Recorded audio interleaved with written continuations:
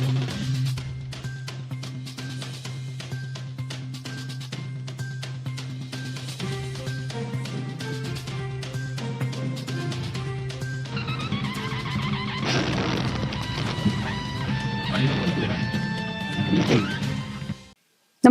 आपण पाहता Hirkani news. Hirkani news प्रत्येक क्षण ताज्या घडामोडी आणि महत्त्वाच्या प्रत्येक बातमीसाठी नेहमी तत्पर. टोळी दरोड्याच्या तयारीत होती. पोलिसांचा खबऱ्यांचा एक मेसेज अनकट उधळला. फिल्मी स्टाईल स्टोरी. जळगाव जिल्ह्यातील रावेर शहर आणि तालुक्यात दरोड्याचा मोठा कट पोलिसांनी उधळला. पालहून रावेरकडे येत असलेल्या 2 संशयितांना पोलिसांच्या माहितीच्या आधारे हत्यारासह अटक करण्यात आली.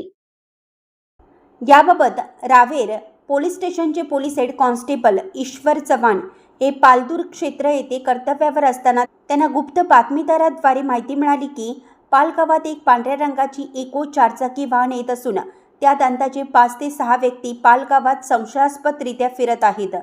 ते वाहन हे रावेर शहराकडे सुसाट जात आहे.